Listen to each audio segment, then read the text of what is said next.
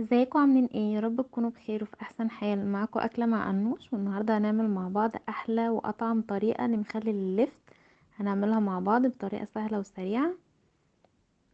الطريقه دي بجد هتنجح معاكي من اول مره وهتعتمديها ومش هتعملي الا بيها. اتمنى الطريقه تعجبكم. اول حاجه، لو الفيديو عجبكم ما تنسوش الاشتراك واللايك. تعالوا نشوف الطريقه مع بعض.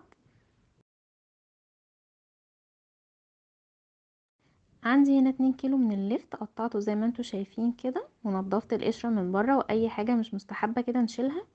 ولو عندكم القطاعه المشرشره دي ممكن نقطع بيها، بتدي شكل حلو قوي. هنجيب كده طبق فاضي، انا هنا برضو غسلته غسله بسيطه كده. هنبتدي ان احنا نرش كده 4 معالق كبار من الملح، زي ما انتوا شايفين كده. لكل كيلو من اللفت 2 معلقه كبيره من الملح.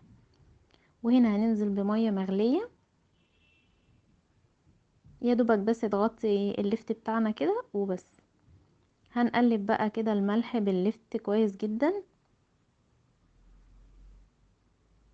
زي ما انتوا شايفين كده. وهنسيبه ساعتين في المية دي، وبعد كده هنصفيه.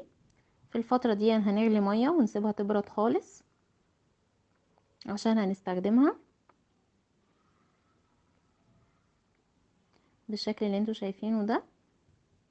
هنا بعد ما عدى الساعتين كده وحطيته في مصفى يتصفى، وده البرطمان اللي انا هعمل فيه، برضو مغسول ومتعقم. وهبتدي ان انا كده اضيف اللفت فيه، مش هحط فيه اي حاجة. وهنا عندي نص بنجرايه كده قطعتها مكعبات وهضيفها. وده عندي نص كده معلقة كبيرة من الفلفل الاحمر المفروم. ودي المية اللي غليتها وسبتها تبرد تماما.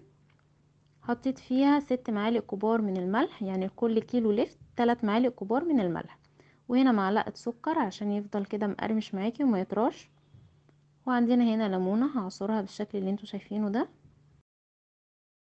وهنقلب المكونات كويس مع بعض. وهبتدي ان انا انزل بالمية كده على اللفت، يا دوبك المية كده تغطي اللفت زي ما انتوا شايفين. وهنبتدي نجيب كده كيس، لازم الكيس دون.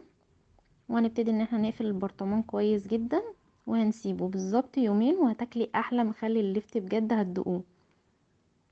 شايفين سهل وسريع وما خدش معايا وقت خالص. اتمنى تجربوه وتقولي لي ايه رايكم.